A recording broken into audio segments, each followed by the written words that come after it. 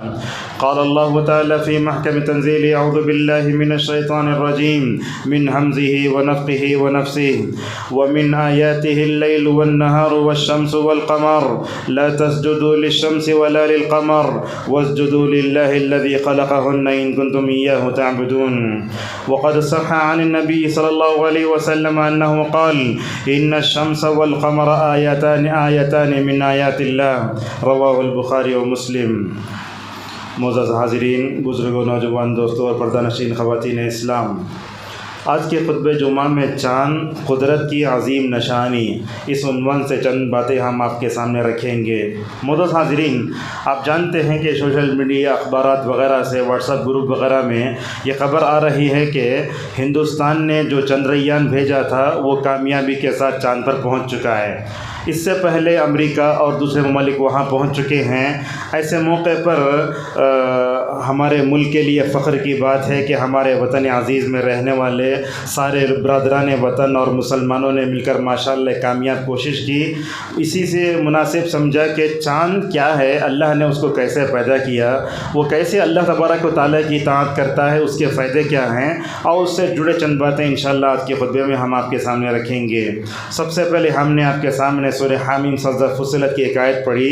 اللہ تبارک و تعالیٰ اس میں دن رات اور جو ہے چاند اور سورج کو اللہ کی نشانی بتاتا ہے۔ فرمایا: وَمِنْ آيَاتِهِ اللَّيْلُ وَالنَّهَارُ وَالشَّمْسُ وَالْقَمَرُ، کہا اللہ کی نشانیوں میں سے ہیں رات اور دن اور شمس و قمر یعنی سورج اور چاند۔ اللہ فرماتا ہے کہ اے لوگو، نہ سورج کو سجدہ کرو نہ چاند کو سجدہ کرو، بلکہ سجدہ کرو اس ذات کو جس نے ان کو پیدا کیا ہے اگر تم عبادت کرنے والے ہو۔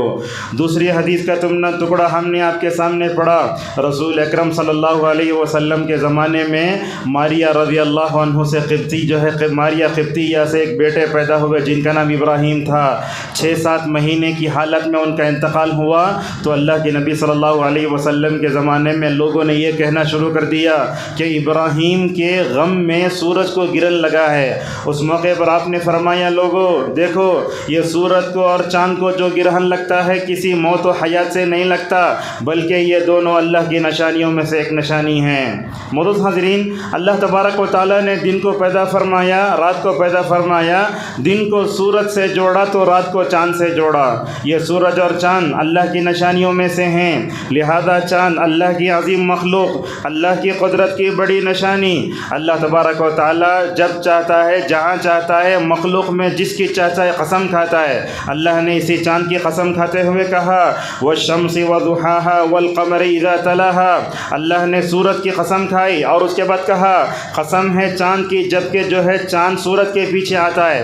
اور سورہ مدثر کی آیت نمبر 32 میں بھی اللہ چاند کی قسم کھاتے ہوئے فرماتا ہے: کلا والقمر واللیل اذا ادبر۔ قسم ہے چاند کی۔ معزز حاضرین، جیسے ساری مخلوق اللہ کے حکم کے تابع ہے اور ساری مخلوق اللہ تعالیٰ کے حکم کو اشارے پر مکمل طور پر چلتی ہے، یہ سورج بھی چاند بھی اللہ تبارک و تعالیٰ کے حکم کے تابع ہے۔ اس کو چلانا اللہ کا کام ہے۔ اللہ تعالیٰ جیسے بولتا ہے چاند ویسے سنتا ہے۔ قرآن کریم میں کئی جگہ اللہ نے فرمایا، سورہ رحمان میں کہا: الشمس والقمر بحسبان، سورج اور چاند اپنے مقررہ حساب سے چل رہے ہیں۔ بلکہ سورۃ الانعام کی آیت نمبر 96 میں کہا: فالق الاصباح وجعل الليل سكنا والشمس والقمر حسبانا ذلك تقدیر العزیز العلیم۔ اللہ نے کہا صبح کو پیدا کرنے والا وہ ہے، رات کو پرسکون بنانے والا وہ ہے، وہی ہے جس نے سورج اور چاند کو ماشاءاللہ مکمل طور پر حساب سے بنایا ہے۔ ذالک تقدیر العزیز العلیم، یہ جاننے والے، غلبے والے جو ہے اس کا مکمل طور پر اندازہ ہے۔ معزز حاضرین، اسی طریقے سے اللہ تبارک و تعالیٰ نے چاند کی روشنی بنائی۔ آپ دیکھو اللہ نے کیسے بنایا۔ یہ چاند کی روشنی اپنی ذاتی نہیں ہے، چاند کی روشنی سورج سے لی ہوئی ہے۔ حالانکہ سورج سے جب روشنی نکلتی ہے تو گرم ہوتی ہے، مگر اللہ تبارک و تعالیٰ اور رب قدیر کی قدرت کی کرشمہ چشم سازی دیکھو، اللہ نے چاند کی روشنی سورج سے بنائی، مگر سورج ساری دنیا کو گرم کرتا ہے، تو ماشاءاللہ یہ چاند ساری دنیا کو ٹھنڈک اور سکون اور ٹھنڈی چھاؤں دیتا ہے۔ معزز حاضرین، اسی طریقے سے اللہ تبارک و تعالیٰ نے سورج کو بنایا، دائرہ بنایا، چاند کو بنایا، وہاں دائرہ بنایا۔ آپ دیکھو کبھی ایسے نہیں ہوا کہ جو ہے وہ شام میں سورج طلوع ہوا ہے، کبھی ایسے نہیں ہوا کہ صبح میں جو ہے چاند طلوع ہوا، ایسے نہیں ہوتا۔ اللہ نے دونوں اپنی اپنی جگہ، اسی لیے کہا واللیل اذا یغشی والنہار اذا تجلی وما خلق الذکر والانثی۔ اللہ نے کیا کہا؟ لوگو دیکھو سورج اپنے دائرے میں کام کر رہا ہے، چاند اپنے دائرے میں کام کر رہا ہے، لہٰذا مذکر اور مؤنث کو اپنے دائرے میں رکھ کر کام کرنا چاہیے۔ آپ دیکھو اللہ کی نافرمانی کرنے والے انسان میں دو ہی ہیں، یا تو جنات یا تو انسان، مگر آپ دیکھو یہ سورج اور چاند کبھی اللہ کی نافرمانی نہیں کرتے، بلکہ سورہ حامیم سجدہ میں اللہ تعالیٰ زمین و آسمان کو بلاتا ہے تو وہ بولتے قال اتینا طائعین، اے اللہ تو بلایا، ہم تیری اطاعت کرتے ہوئے آئے۔ اسی لیے اللہ نے کیا کہا؟ سورج اور چاند اور بلکہ دنیا کی ہر مخلوق اللہ تعالیٰ کی چاہتے ہوئے نہ چاہتے ہوئے مکمل طور پر اس کے سامنے جھکی ہوئی ہے۔ معزز حاضرین، اب دیکھو اللہ تبارک و تعالیٰ نے یہ چاند کب بنایا اس کی تاریخ دنیا نہیں جانتی، لیکن یہ سورج چاند دنیا سے 3,80,000 کلومیٹر دور ہے۔ اللہ تعالیٰ کی شان دیکھو، اللہ نے انسان کو ایسا ذہن بنایا، وہ مشینوں کے ذریعے ماشاءاللہ اللہ تعالیٰ کی مخلوق چاند تک پہنچنے بھی مکمل طور پر وہ تیار ہو جاتا ہے۔ اب دیکھو یہ سورج کیسے، چاند کیسے، نوح علیہ السلام اپنی قوم کو اللہ تبارک و تعالیٰ کی قدرت کی نشانیاں سمجھاتے ہوئے کہتے ہیں وَجَعَلَ الْقَمَرَ فِيهِنَّ نُورًا وَجَعَلَ الشَّمْسَ سِرَاجًا۔ اللہ تعالیٰ نے چاند کو نور بنایا اور سورج کو اللہ نے چراغ بنایا۔ اسی طریقے سے اللہ تعالیٰ سورہ یونس کی آیت نمبر 5 میں یوں ارشاد فرماتا ہے هُوَ الَّذِي جَعَلَ الشَّمْسَ ضِيَاءً وَالْقَمَرَ نُورًا وَقَدَّرَهُ مَنَازِلَ لِتَعْلَمُوا عَدَدَ السِّنِينَ وَالْحِسَابَ مَا خَلَقَ اللَّهُ ذَلِكَ إِلَّا بِالْحَقِّ يُفَصِّلُ الْآيَاتِ لِقَوْمٍ يُؤْمِنُونَ۔ اللہ فرماتا ہے وہی ذات ہے اللہ تعالیٰ کی جس نے سورج کے اندر ذاتی روشنی رکھی، جس نے چاند کو روشن بنایا۔ اللہ تبارک و تعالیٰ نے چاند کی منزلیں بنائی۔ چاند جب طلوع ہوتا ہے تو اتنا باریک ہے نظر نہیں آتا، مگر وہ پورا ہوتا ہے، چھوٹا ہوتا ہے، جیسے شروع ہوتا ہے ویسے ہی مکمل طور پر غروب بھی ہو جاتا ہے۔ اللہ فرماتا ہے ہم نے چاند کی منزلیں مقرر کی، اس کا فائدہ کیا ہوا؟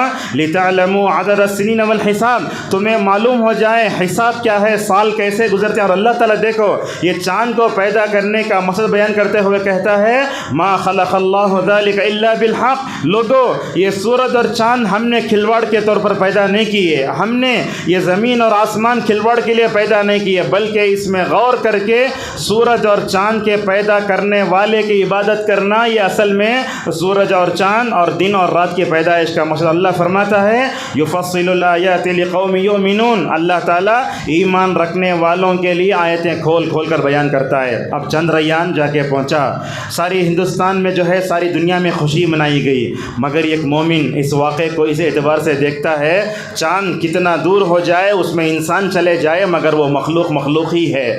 اس واقعے کو ایک مومن ایک عبرت کی نگاہ سے دیکھتا ہے کہ اللہ تبارک و تعالیٰ نے انسان کو کیسے علم دیا، مگر یہ کافر اس واقعے کو ایک حادثے کے طور پر دیکھ کر آگے بڑھ جاتا ہے۔ ماشاءاللہ علامہ ابن کثیر رحمہ اللہ سورہ یونس کی ان آیتوں کی تفسیر میں فرماتے ہیں دیکھو سورج الگ ہے، چاند الگ ہے، ان الفاظ پہ غور کریں کیا لکھا علامہ ابن کثیر نے کہا سورج یہ دن کا بادشاہ ہے، رات میں چاند کی بادشاہت ہوتی ہے۔ کبھی آپ نے یہ نہیں دیکھا سورج بھی طلوع ہو گیا ہو، چاند بھی طلوع ہو گیا، دونوں لڑ رہے، کبھی آپ نے دیکھا نہیں ہے۔ یہ سورج دن کا بادشاہ ہے، رات میں چاند کی بادشاہت چلتی ہے۔ آگے فرماتے ہیں لم یخلقہ عبثا بل لہ حکمت عظیمۃ وحجۃ بالغہ۔ اللہ تعالیٰ نے سورج چاند کو اس لیے پیدا کیا، اس میں بڑی حکمت ہے اور اس میں جو ہے اس میں مکمل طور پر ان لوگوں کے لیے نشانی ہے جو غور کرتے ہیں۔ علامہ سعدی رحمہ اللہ ان آیتوں کی تفسیر میں کہتے ہیں اللہ تعالیٰ ان آیتوں میں ہمیں بتاتا ہے کہ لوگوں سورج چاند میں کائنات میں مکمل طور پر غور کرو۔ اگر تم سورج چاند میں غور کرو گے تو کیا ہوگا، اللہ تبارک و تعالیٰ تمہاری نگاہوں میں عبرت پیدا کرے گا۔ دیکھو بصیرت کے دروازے کھلتے ہیں۔ یہ واقعہ جب دنیا نے سنا کہ چاند پر لوگ گئے تو ایک مسلمان یہ سمجھتا ہے اس کے ایمان میں اضافہ ہوتا ہے، اس کی عقل میں مکمل طور پر نور پیدا ہوتا ہے۔ اور یہ بات یاد رکھیں کائنات میں اگر آپ غور نہیں کریں گے تو کیا ہوگا، کہا علامہ سعدی رحمہ اللہ نے ایمان میں کمی آتی ہے، ذہن کے دروازے بند ہو جاتے چاہتے ہیں۔ ایک بات بھی ہم ایسے موقع پر آپ کو بتاتے ہیں، ابن عباس رضی اللہ عنہما فرماتے ہیں میں اپنی خالہ ام المومنین حضرت میمونہ رضی اللہ عنہا کے گھر گیا، جا کر دیکھتا ہوں کہ اللہ کے نبی رات میں کیا کرتے ہیں، تو دیکھتے ہیں ابن عباس رضی اللہ عنہ، یہ بچے کی طرف دیکھو، اللہ کے نبی رات کیسے گزارتے، رات میں سو کر اٹھتے سو ٹائم پر پہلے اللہ کے نبی کیا کرتے وہ دیکھنے کے لیے گئے۔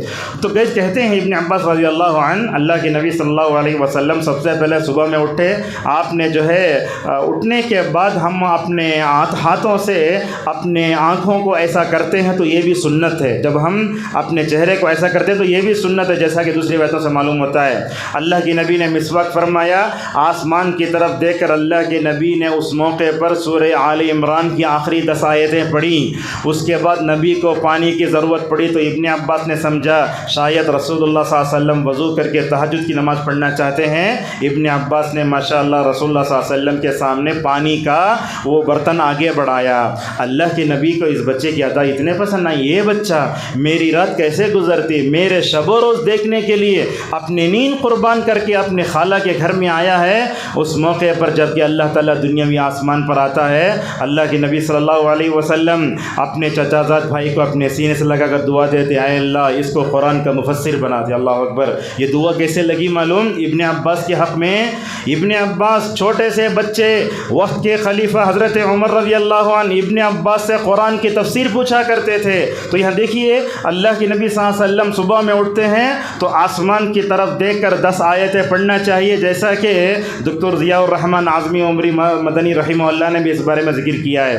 کائنات میں غور کرنا یہ عبادت ہے، جیسا کہ ام الدرداء رضی اللہ عنہ کہتی ہیں التفکر فی آلاء اللہ عبادہ، اللہ تعالیٰ کی اس کائنات میں غور کرنا یہ عبادت ہے۔ لیکن آج کل کیا ہے، دشمن نے ہم کو فون میں اتنا مشغول کر دیا ہے، کائنات میں غور کرنے کے لیے ہمیں موقع ہی نہیں ہے۔ آج کے بچوں کو آپ دیکھو، فون لے لیے بس ان کو کائنات میں کیا غور کرنا، سورج کیا، چاند کیا، ستارے کیا، سورج گھوم رہا ہے، چاند گھوم رہا ہے، اس بارے میں کوئی باتیں معلوم نہیں ہیں۔ لہٰذا کہتے ہیں سفیان بن عیینہ رحمہ اللہ، اگر تم کائنات میں غور کرو گے تو اللہ تبارک و تعالیٰ تمہارے دل میں مکمل طور پر نور کو مکمل طور پر پیش کرے گا۔ دیکھو اللہ تعالیٰ نے سورج کو ہماری خدمت کے لیے پیدا کیا ہے، چاند کو ہماری خدمت کے لیے پیدا کیا ہے۔ رب کائنات کا ہمارے اوپر بڑا احسان ہے، یہ اللہ نے کہا وَسَخَّرَ الشَّمْسَ وَالْقَمَرَ، اللہ تعالیٰ نے سورج کو چاند کو تمہارے تابع کر دیا ہے۔ کیا مطلب؟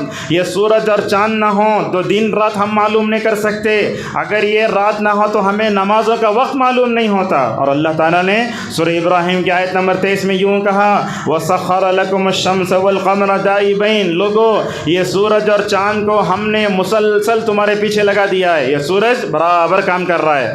ہم جب دنیا میں کام کرتے ہیں تو کبھی 5 منٹ آگے پیچھے ہوتے ہیں، مگر اللہ ماشاءاللہ یہ سورج اور چاند کی اطاعت پر قربان جاؤ، کبھی 1 مائکرو سیکنڈ بھی آگے پیچھے نہیں ہوتا۔ اس طریقے سے یہ اللہ تبارک و تعالیٰ کی عبادت کرتے ہیں۔ لہٰذا چاند بھی ہمارے خدمت میں لگا ہوا ہے، کبھی اپنے راہ سے ذرہ برابر بھی نہیں ہٹتا، بلکہ سورہ حج کی اس آیت میں معلوم ہوتا ہے دنیا کی ہر مخلوق اللہ کے سامنے جھکی ہوئی ہے، دنیا کی ہر مخلوق اللہ کے سامنے سجدہ کر رہی ہے۔ اللہ نے کہا الم تر ان اللہ یسجد له من فی السماوات ومن فی الارض والشمس والقمر والنجوم، سورہ حج کی آیت نمبر 18 میں دیکھیے اللہ فرماتا ہے محمد صلی اللہ علیہ وسلم دیکھو زمین میں رہنے والی ساری مخلوق اللہ کے سامنے سجدہ کر رہی ہے، آسمان میں رہنے والی ساری مخلوق اللہ کے سامنے سجدہ کر رہی ہے، سورج بھی سجدہ کر رہا ہے، سورج بھی سجدہ کر رہا ہے، چاند بھی سجدہ کر رہا ہے، اور یہ ستارے بھی مکمل طور پر اللہ تبارک و تعالیٰ کے سامنے سجدہ کرتے ہیں۔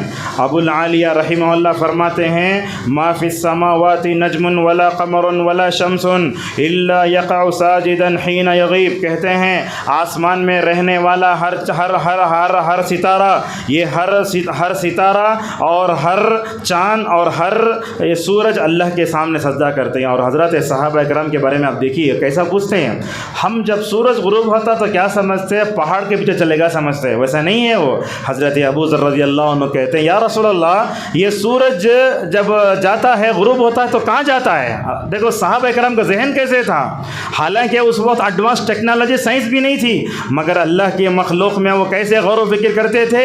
ابو ذر رضی اللہ عنہ سے نبی کریم صلی اللہ علیہ وسلم نے فرمایا ابو ذر تم نے جو سوال کیا اس کا جواب یہ ہے، سورج جب غروب ہوتا ہے تو عرش کے نیچے جا کر سجدے میں گر جاتا ہے، اللہ اکبر، عرش کے نیچے جا کر سجدے میں گر جاتا ہے۔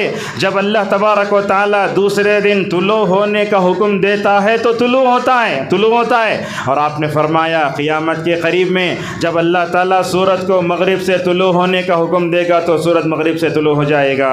اسی طریقے سے بعض علماء یہ بھی کہتے ہیں ان کے سجدہ کرنے کا مطلب یہ ہے کہ ہر چیز اللہ کے سامنے جھکی ہوئے، کہا سفیان ثوری رحمہ اللہ نے فما من جماد الا وهو مطیع له، ہر مخلوق اللہ تبارک و تعالیٰ کے سامنے مکمل طور پر جھکی ہوئی ہے۔ اللہ تعالیٰ نے چاند کی 28 منزلیں بنائی، جیسے آخر میں جب چاند کا مہینہ آتا تو ہم دیکھتے ہیں اماواس بولتے ہیں ہمارے پاس، اسے پہلے دن بھی چاند نظر نہیں آتا، آخر دن بھی نظر نہیں آتا، یہ سب قرآن میں ذکر ہے۔ اللہ نے کہا سورہ یاسین میں، سورہ یاسین ہم کیا کرتے ہیں مردوں پر پڑھ کے ختم کر دیتے ہیں اسے، حالانکہ سورہ یاسین میں اللہ کائنات میں اللہ کی جو نشانیاں ہیں ان نشانیوں کا ذکر ہے۔ اللہ نے کہا والقمر قدرناہ منازل حتی عاد کالعرجون القدیم، دیکھو اس چاند کی ہم نے منزلیں بنائی ہیں، جب وہ باریک ہوتا ہے تو کیا ہوتا ہے ناخن کی طرح، کھجور کے وہ پتے کی طرح ہو جاتا ہے۔ اسی لیے علامہ شوکانی رحمہ اللہ کہتے ہیں یہ چاند تقریباً 30 دن کا ہوتا ہے، 29 دن کا ہوتا ہے۔ اور اللہ کے نبی صلی اللہ علیہ وسلم کو دیکھو، اللہ کے نبی صلی اللہ علیہ وسلم امی تھے، جب آپ مہینوں کے بارے میں بتاتے ایسا بتاتے، کیسے بتاتے میرے ہاتھ میں عصا نہیں بتا سکتے۔ اللہ کے نبی صلی اللہ علیہ وسلم مہینہ کتنے کا ہوتا بولا تو اپنے ہاتھوں کو 2 مرتبہ ایسے کرتے، کتنا ہوا 20، اور جب مہینہ 29 کا ہوتا تو اپنے ایک ہاتھ کو ایسا کر کے بولتے مہینہ 29 کا ہوتا ہے، 30 کا ہوتا ہے۔ تو اللہ تعالیٰ چاند کی 28 منزلیں بنایا ہے، وہ 28 منزلوں کے حساب سے اس کا نام بھی بدلتا جاتا ہے۔ دیکھو سب سے پہلے طلوع ہوتا ہے تو ہلال کہتے ہیں، جب اور بڑھتا ہے تو قمر ہوتا ہے، اس کے بعد بدر ہوتا ہے، بدر نام رکھتے عورتوں کا، بدر کا مطلب 14ویں رات کا چاند، اس کے بعد ہوتے وہ پھر قمر بنتا ہے، پھر وہ ہلال باریک بن کے مکمل طور پر غروب ہو جاتا ہے۔ معزز حاضرین، یہ سورج اور چاند ایسے اتنا باریک نظام بنایا، میں سمجھتا ہوں اللہ کے علاوہ دونوں نظام بنا سکتے ہیں۔ کبھی کبھی دیکھتے دنیا میں موٹر وغیرہ بنتے، کچھ بھی ہوتا، انسان کی بنی ہوئی چیز فیل ہو سکتی ہے، مگر اللہ تعالیٰ کا بنایا ہوا نظام ایسا ہے، کبھی سورج چاند کی جگہ نہیں آیا، چاند سورج جگہ نہیں آیا، کبھی نہیں دیکھ سکتے آپ۔ اللہ نے اسی لیے کہا للشمس ينبغي لها ان تدرك القمر ولا الليل سابق النهار، کبھی سورج چاند کی جگہ نہیں آیا اور کبھی جو ہے یہ رات دن سے پہلے نہیں آئی، بلکہ دن کے بعد یہ رات آتا ہے۔ دیکھو ضحاک رحمہ اللہ کیا کہتے ہیں، ماشاءاللہ یہ سائنسدان تو نہیں تھے مگر کائنات میں کیسے غور کرتے تھے۔ دیکھو ضحاک رحمہ اللہ کہتے ہیں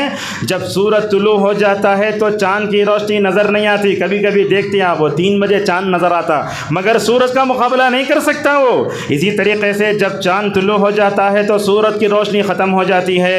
مجاہد رحمہ اللہ فرماتے ہیں سورج کی روشنی الگ، چاند کی روشنی الگ۔ یہ دیکھو آج کی سائنس بولتی سمجھتے ہیں آپ، لیکن ابن عباس رضی اللہ عنہ نے آج سے تقریباً 1400 سال پہلے یہ بات بتائی تھی، کہا سورج جو چلتا ہے گھومتا ہے، چاند اس سے ذرا گھومتا ہے، بہت تیز جاتا ہے چاند اتنا تیز جاتا ہے کہ سورج اس کے مقام کو پا بھی نہیں سکتا۔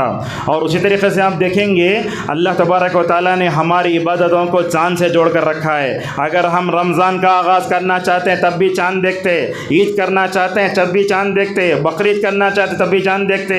اللہ تبارک و تعالیٰ نے آیت اتاری یسألونک عن الأہلة قل ہی مواقیت للناس والحج، اے اللہ کے نبی صلی اللہ علیہ وسلم یہ آپ سے چاند کے بارے میں پوچھتے ہیں، آپ کہہ دیجئے یہ چاند وقت بتاتا ہے اور حج بتاتا ہے۔ آپ دیکھو اللہ تبارک و تعالیٰ چاند کو اتنا باریک پیدا کرتا ہے، کبھی کبھی تو وہ مہینے کے شروع میں جو چاند طلوع ہوتا ہے ایسے ہی نظر نہیں آتا۔ عرب میں تو کیا کرتے ہیں لوگ دوربین سے رکھ کر اس کو دیکھتے ہیں۔ اللہ تبارک و تعالیٰ چاند کو گھٹاتا ہے، بڑھاتا ہے، مکمل کرتا ہے، اس کو گرن بھی دے کر بتاتا ہے لوگوں یہ میری مخلوق ہے، اس مخلوق کو جیسے فنا ہونا ہے ویسے ہر مخلوق کو بھی مکمل طور پر فنا ہونا ہے۔ یہ چاند کے بارے میں اللہ نے جو آیتیں اتاری، صحابہ کرام جا کے پوچھے یا رسول اللہ یہ چاند کو اللہ کیوں پیدا کیا، یہ کیوں گھٹتا ہے، بڑھتا ہے، مکمل ہوتا ہے، باریک ہوتا ہے، موٹا ہوتا ہے؟ اللہ تبارک و تعالیٰ نے مکمل مرتبہ اس کا جواب دیا۔ سوال یہ آتا ہے، علماء یہ سمجھ سکتے ہیں چاند ایک ہے، اللہ چاند کی جمع لاتا ہے، کیوں جمع لاتا ہے؟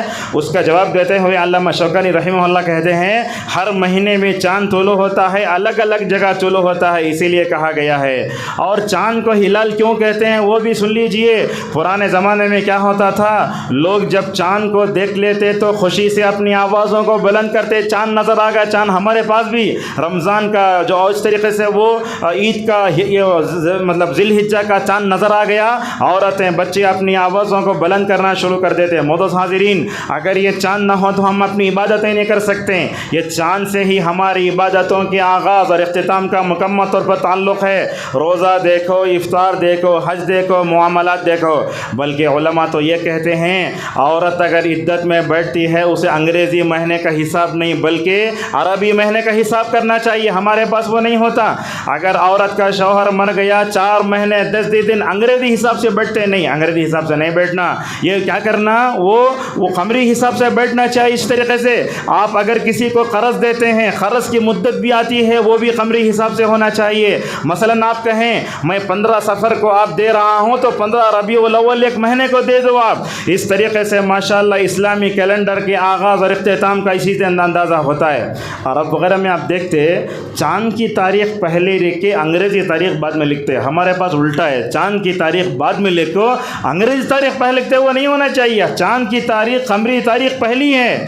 بلکہ افسوس تو ہوتا ہے ہمارے بچوں کو جنوری سے لے کر دسمبر تک کے پورے مہینوں کے نام یاد ہیں مگر اسلامی کیلنڈر کے نام نہیں بتا سکتے۔ شروع کہاں سے ہوتا ہے؟ محرم سے ہوتا ہے، ختم ہوتا ہے ذی الحجہ تک۔ اسے کو سے حرمت والے مہینے، کو سے مہینے کیا فضیلت، ہماری امت میں اتنا بھی جو ہے کیا نہیں ہے، بیداری نہیں ہے۔ اور اللہ کے نبی صلی اللہ علیہ وسلم کو دیکھو ہر مہینے کی 14، 15، 13، 14، 15 کو روزہ رکھتے تھے۔ اسے بولتے ایام 20 کے روزے۔ کیوں ایسا روزہ رکھتے اللہ کے نبی صلی اللہ علیہ وسلم؟ آپ نے ہر مہینے کی 13، 14، 15 کے روزہ رکھنے کی فضیلت بیان کرتے ہوئے کہا جو بھی بندہ 13، 14، 15 کو روزہ رکھے گا اسے سال بھر روزہ رکھنے کا ثواب ہے۔ ان دنوں میں کیا ہوتا ہے، چاند اپنے شباب پر رہتا ہے۔ اللہ کے نبی صلی اللہ علیہ وسلم اس کی بڑی پابندی کرتے تھے۔ اور اسی طریقے سے بعض لوگ یہ حجامہ کپنگ بولتے ہیں نا، اس کے لیے بھی چاند سے بڑا گہرا تعلق ہے۔ یہ چاند یہ پچھنا لگانا سنت نہیں ہے، یہ ایک طریقہ علاج ہے۔ بعض لوگ پچھنا لگانے کے جو ہے وہ اپنے ایڈورٹائزمنٹ کو چلانے کے واسطے اسے سنت بولتے ہیں، سنت نہیں ہے، وہ طریقہ علاج ہے۔ اس کے بارے میں بھی صحابہ کرام ماشاءاللہ جو ہے خاص تاریخوں پر کرتے تھے، جیسا کہ مسند احمد وغیرہ میں آیا کان اصحاب رسول اللہ صلی اللہ علیہ وسلم یحتجمون لوتر من الشہر، کہتے ہیں حضرت ابن قیم رحمہ اللہ رسول اکرم صلی اللہ علیہ وسلم کے صحابہ کیا کرتے تھے، ان تاریخوں میں پچھنا لگاتے تھے۔ کون سی تاریخ؟ وہ 17، 19، 21، 23 ایسا مکمل کرتے تھے۔ اس طریقے سے ابن القیم رحمہ اللہ یہ بھی کہتے ہیں، ڈاکٹروں کا اس بات پر اتفاق ہے کہ پچھنا لگانے کے لیے چاند کے جو 15 شروع کے دن ہوتے وہ چھوڑ دینا، اور چاند کے 16 تاریخ سے لے کر 30 تاریخ تک جو تاریخیں ہوتی ہیں ان تاریخوں میں پچھنا لگانا بہتر ہے۔ اگر کوئی آدمی شروع کے چاند کے 15 تاریخوں میں بھی اگر وہ پچھنا لگانا تو لگا سکتا ہے۔ معزز حاضرین، یہی وہ چاند کا مسئلہ تھا۔ حضرت ابراہیم علیہ السلام اپنے قوم کو توحید الوہیت سمجھانے لگے تو پہلے کیا دیکھے؟ سب سے پہلے انہوں نے اپنے باپ کو سمجھایا، قوم کو سمجھایا، ستاروں کو دیکھے، یہ ستارے میرا رب ہیں۔ ستارے غروب ہو گئے تو بولے غروب ہونے والا میرا رب نہیں ہو سکتا۔ اس کے بعد انہوں نے چاند کو دیکھا، کیا کہا؟ دیکھو یہ چاند میرا رب ہے۔ جیسے ہی چاند غروب ہو گیا تو کہنے لگے لئن لم یهدنی ربی لأکونن من القوم الضالین، اگر میرا رب مجھے ہدایت نہ دیتا تو کیا ہو جاتا؟ میں جو ہے گمراہوں میں سے ہو جاتا۔ سورج کو دیکھا، چاند کو دیکھا، ستاروں کو دیکھا، آگے کہنے لگے یہ تینوں مخلوق ہیں، یہ میرے رب نہیں ہو سکتے، بلکہ میرا رب ہو سکتا ہے تو ان سب کو پیدا کرنے والا ہو سکتا ہے۔ فوراً اپنی عقیدہ توحید کا اعلان کرنے لگے، انی وجہت وجہی للذی فطر السماوات والارض حنیفا وما انا من المشرکین۔ اور دیکھو ہمارے پاس سورج اللہ کی مخلوق، یہ چاند اللہ کی مخلوق، یہ سورج نکلتا ہے تو دعا نہیں بتائی گئی مگر چاند جب طلوع ہوتا ہے تو دعا سکھائی گئی۔ ہم میں سے کتنے ایسے لوگ ہیں جن کو چاند کی دعا یاد ہے؟ حضرت طلحہ بن عبید اللہ رضی اللہ عنہ فرماتے ہیں رسول اکرم صلی اللہ علیہ وسلم ہر مہینے کا چاند دیکھتے یہ دعا پڑھتے، یہ دعا یاد ہونا چاہیے. ہم تو چاند صرف 2 وقت دیکھتے ہیں، رمضان میں، بقرعید میں، دوسرے وقت میں دیکھتے نہیں. تاریخ بھی نہیں معلوم، مہینہ کو صحیح نہیں معلوم. بلکہ بزنس لوگوں کا حال یہ ہے، قصابوں کا، تجارت کرنے والوں کا، ہندوؤں کے مہینے یاد ہوتے، کوسا آڑا وقت کوسا ہوا تھا، لیکن مسلمانوں کو یہ کوسا مہینہ ہے وہ معلوم نہیں ہوتا. کیا دعا پڑھتے؟ اللہم اہلہ علینا بالامن والایمان والسلامۃ والاسلام والتوفیق لما تحب وترضى ربنا وربک اللہ. علامہ البانی کہتے ہیں کہ شواہد کی وجہ سے یہ حدیث صحیح ہے. کیا ہے حدیث کا ترجمہ؟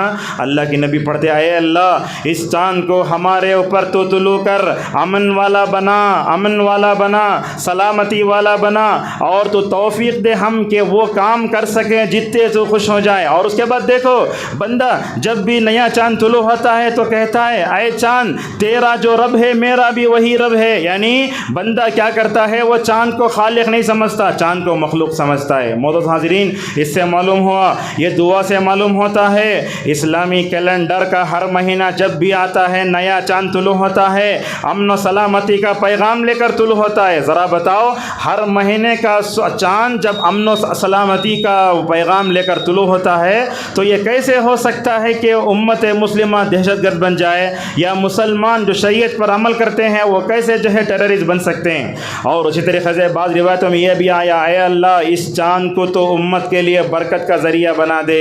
ربنا و رب اللہ کا معنی ہم نے آپ کے سامنے بتایا. بندہ یہ کہتا ہے اے چاند تیرا خالق بھی اکیلا ہے، میرا خالق بھی اکیلا ہے. اور اللہ کے نبی صلی اللہ علیہ وسلم چاند سے جو برائی آتی اس سے بھی پناہ مانگنے کا حکم دیتے تھے. دیکھو اللہ کے نبی صلی اللہ علیہ وسلم ہر نماز کے بعد 1 مرتبہ، فجر اور مغرب میں 3 مرتبہ ومن سورہ فلق پڑھتے تھے. اس میں یہ آیت آئی ومن شر غاسق اذا وقب، ومن شر غاسق اذا وقب کا کیا مطلب ہے؟ اے اللہ چاند کے اندر جو برائی تو رکھا ہے، اس کے اندر جو تکلیف ہے میں اس سے پناہ چاہتا ہوں. یہ روایت ہے نسائی میں، ترمذی میں، کتاب التفسیر میں ہے. ام المومنین عائشہ رضی اللہ عنہا فرماتی ہیں دیکھو اخذ رسول اللہ صلی اللہ علیہ وسلم بیدی، تربیت کا انداز دیکھو کیسے. اللہ کے نبی محبت سے اپنے بیوی کا ہاتھ پکڑ لیتے ہیں اور بولتے ہیں عائشہ چاند نظر آتا ہے. اللہ کے نبی کی بیوی بولتے ہیں میرے محترم صلی اللہ علیہ وسلم نے کیا کیا، میرا ہاتھ پکڑا اور کہا دیکھو عائشہ وہ چاند نظر آتا ہے. اور فرمایا عائشہ رضی اللہ عنہا نے اللہ کے نبی نے مجھے چاند دکھایا تو چاند طلوع ہو رہا تھا. اس موقع پر نبی کریم صلی اللہ علیہ وسلم نے عائشہ سے کیا فرمایا، عائشہ دیکھو یہ چاند اللہ کی مخلوق ہے، اس کے اندر بھی شر ہو سکتا ہے، اس کے شر سے مکمل طور پر پناہ مانگو. ہمارے پاس ہوتا کیا ہے، چاند نظر آتا ہے تو لوگ کیا کرتے ہیں، چاند کو دیکھ کر دعا پڑھتے ہیں. چاند کو دیکھ کر دعا کیسے پڑھنا، ماشاءاللہ صحابہ کرام نے ہمیں بتایا. دیکھو علامہ البانی رحمہ اللہ کہتے ہیں جب چاند نیا چاند دیکھتے تو کیا ہے اس کے سامنے کھڑے ہو کر دعا نہیں پڑھنا، اور اس کو دعا پڑھتے وقت اپنا سر بھی اس کی طرف نہیں اٹھانا، بلکہ چاند کی دعا پڑھنا ہے تو ذرا سائڈ میں ہٹ جانا چاہیے. جیسا کہ ابن ابی شیبہ میں علی رضی اللہ عنہ کے بارے میں آتا ہے اذا رأى الهلال فلا يرفع الیہ رأسہ. علی رضی اللہ عنہ جب نیا چاند دیکھتے تو اپنا سر نہیں اٹھاتے، دیکھ لیتے، دعا پڑھنے کا موقع ہے تو نیچے کر لیتے. کیوں؟ اس لیے کہ بندہ جب چاند کو دیکھ کر دعا پڑھتا ہے تو لوگ کیا سمجھیں گے، گویا وہ چاند کی عبادت کر رہا ہے. ہماری یہ شریعت ایسی ہے، ہم کو عقیدے کے باریک باریک باب میں بھی ماشاءاللہ اپنے مکلفین کی مکمل رہنمائی کرتی ہے. ابن عباس رضی اللہ عنہما فرماتے ہیں لوگو جب نیا چاند دیکھو تو ذرا ہٹ جاؤ اور قبلے کی طرف دیکھ کر مکمل طور پر نماز پڑھو، مکمل طور پر دعا پڑھو. معزز حاضرین، رسول اکرم صلی اللہ علیہ وسلم جب بھی مکمل طور پر جو ہے حالات کا تذکرہ کرتے تھے لوگوں کے سامنے. دیکھو اللہ کے نبی صلی اللہ علیہ وسلم نے ایک موقع پر، جریر بن عبد البجلی رضی اللہ عنہ کہتے ہیں اللہ کے نبی صلی اللہ علیہ وسلم نے ایک موقع فرمایا لوگو دیکھو 14ویں رات کا موقع تھا، آپ نے فرمایا جیسے آج تم جو ہے 14ویں رات کو خوبصورت منظر میں دیکھ رہے ہو، اسی طرح قیامت کے دن محشر کے میدان میں جنت میں بھی مکمل طور پر اپنے رب کو دیکھو گے. سوال یہ آتا ہے اللہ کے نبی نے 14ویں رات کے چاند کا ذکر کر کے اللہ کے دیدار کا ذکر فرمایا، کیا مطلب ہے اس کا مطلب بیان کرتے ہوئے علماء نے کہا جیسے تم بغیر تکلیف کے چاند کو دیکھ رہے ہو پکے طور پر، اسی طریقے سے تم اپنے رب کو بھی مکمل طور پر دیکھو گے. دیکھو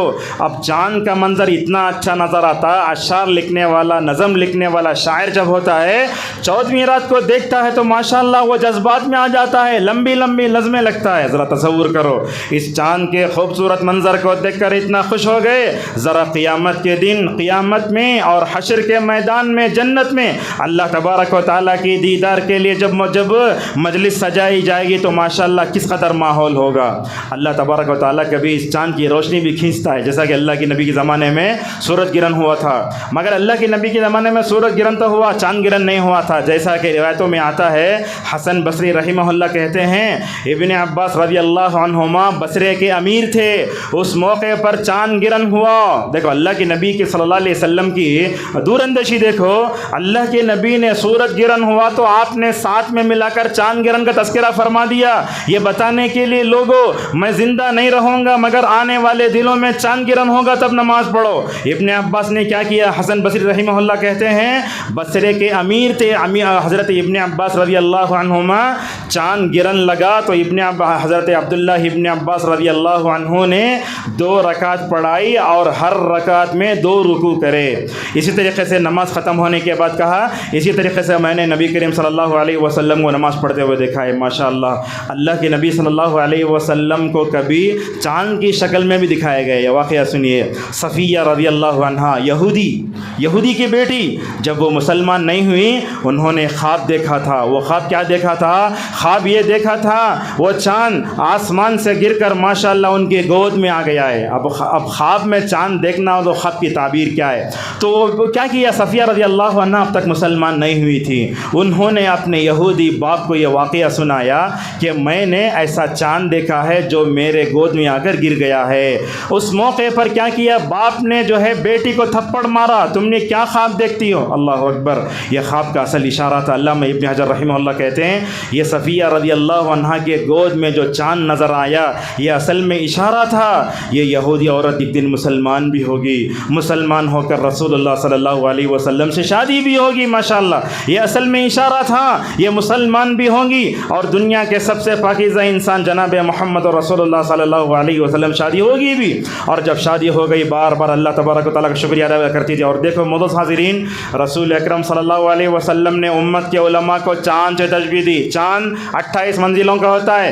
ابن القیم رحمہ اللہ کہتے ہیں اللہ کے نبی نے امت کے علماء کو چاند سے کیوں تشبیہ دی؟ یہ میرے خطبے کا سب سے اہم پوائنٹ ہے۔ یہ اللہ کے نبی نے امت کے علماء کو چاند سے تشبیہ دی، کیا بتانے کے لیے؟ دیکھو چاند کی روشنی سورج کی روشنی لی ہوئی ہے، چاند کی روشنی اپنی ذاتی نہیں ہے۔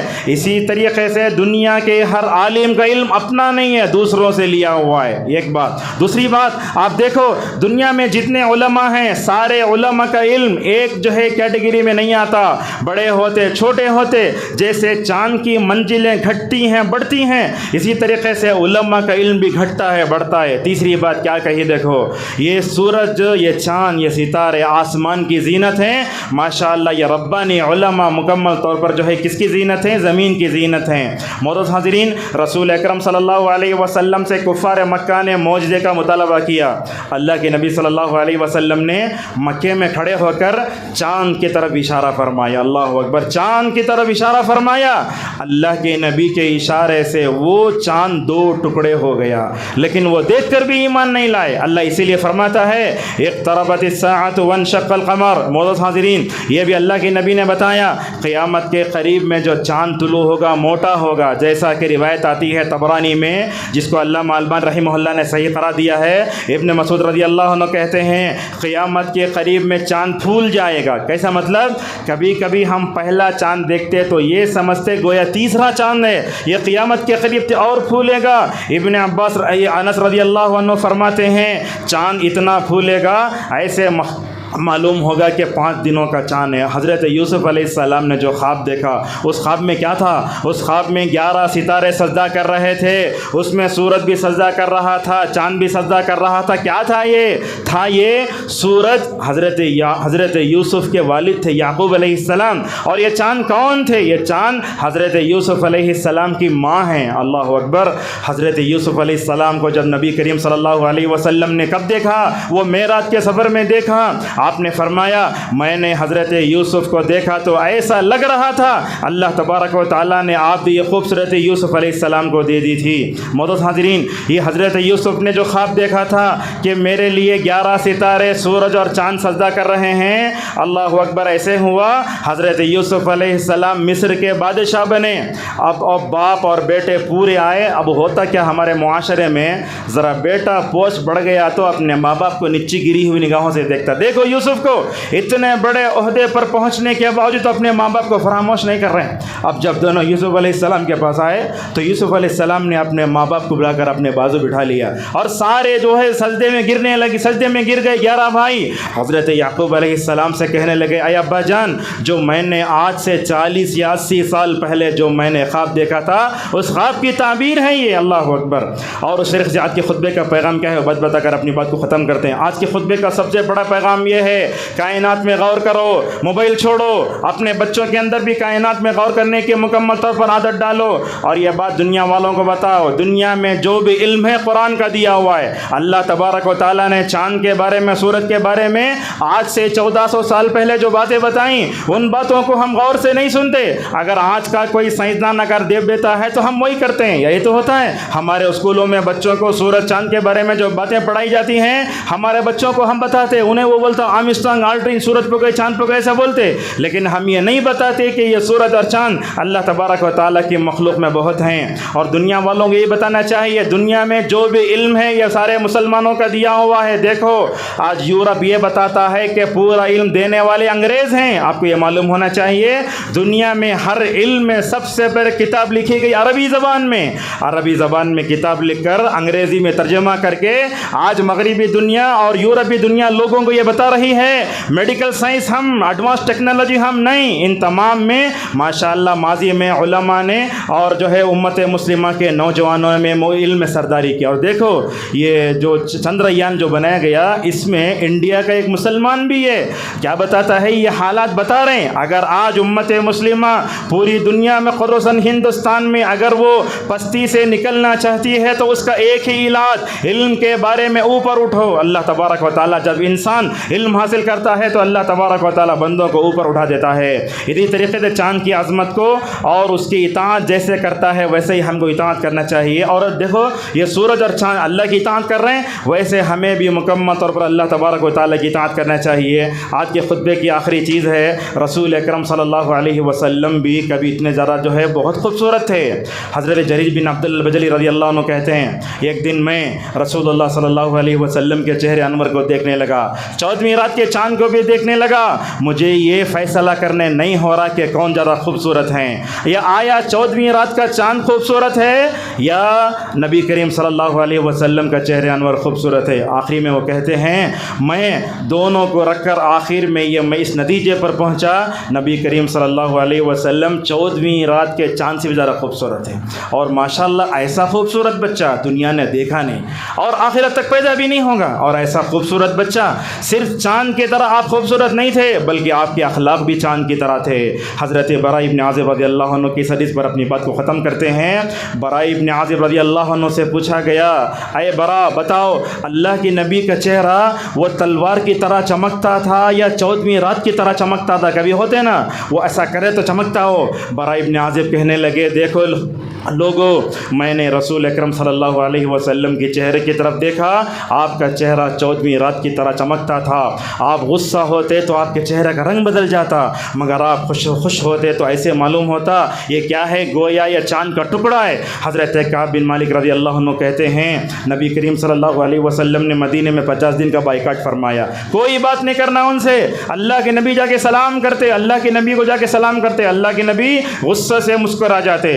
جب اللہ تعالیٰ نے تینوں صحابہ کے بارے میں آسمان سے توبے کی آیتیں اتاریں، وَعَلَى الثَّلَاثَةِ الَّذِينَ خُلِّفُوا، کعب بن مالک رضی اللہ عنہ کسی صحابی کے پاس سے لے کر نئے کپڑے پہنتے ہیں، جانور پر سوار ہو کر مسجد نبوی صلی اللہ علیہ وسلم میں جاتے ہیں۔ جب کعب بن مالک رضی اللہ عنہ مسجد نبوی میں جاتے ہیں تو پوچھتے ہیں یا رسول اللہ یہ اعلان آپ کی طرف سے یا اللہ کی طرف سے؟ تو اللہ کے نبی فرماتے اے کعب اللہ تعالیٰ نے تمہاری توبہ قبول کر لی۔ تو کعب بن مالک رضی اللہ عنہ بولتے خوشی کے مارے اللہ کے نبی کے چہرے انور کو دیکھا تو ایسے معلوم ہوا گویا وہ چاند کا ٹکڑا ہے۔ بہرحال خطبے کا خلاصہ یہ ہے اس طرح کے واقعات کو جو ہے ہمیں بہت کچھ نہیں سمجھنا چاہیے. اللہ تعالیٰ نے اس زمین کو بنایا, زمین پر رہنے کا ہمیں طریقہ سیکھنا چاہیے. اور دنیا میں مریخ بھی, چاند بھی, یہاں بھی وہاں بھی انسان جا کر رہنے کا سوچتا ہے, وہاں جا کر نہیں رہ سکتے. اللہ تعالیٰ نے زمین کو آدم علیہ السلام کے لیے, ان کے اولاد کے لیے رہنے کا طریقہ بنایا, یہیں پر ہمیں اکتفا کرنا چاہیے. اور خطبے کا خلاصہ یہ بھی ہے, ہمیں علم کی دنیا میں آگے بڑھنا چاہیے. اگر ہم صحیح علم اگر حاصل کرتے ہیں, علم نافع حاصل کرتے ہیں, دنیا میں بھی ہماری عزت, آخرت میں بھی عزت, اور اللہ تبارک و تعالیٰ اس امت کو ماشاءاللہ اوج ثریا پر بھی پہنچا سکتا ہے. اللہ تبارک و تعالیٰ سے ہماری دعا ہے, اللہ تعالیٰ ہم سب کو سورج کی طرح, چاند کی طرح, دن اور رات کی طرح اللہ تبارک و تعالیٰ اس کا اطاعت کرنے کی ہم سب کو توفیق عطا فرمائے. اللہ تبارک و تعالیٰ ہم سب کو کائنات میں غور کرنے کی توفیق عطا فرمائے. اللہ تعالیٰ ہم سارے مسلمانوں کو علم کے میدان میں آگے بڑھنے کی توفیق عطا فرمائے. وآخر دعوانا الحمد للہ رب العالمین.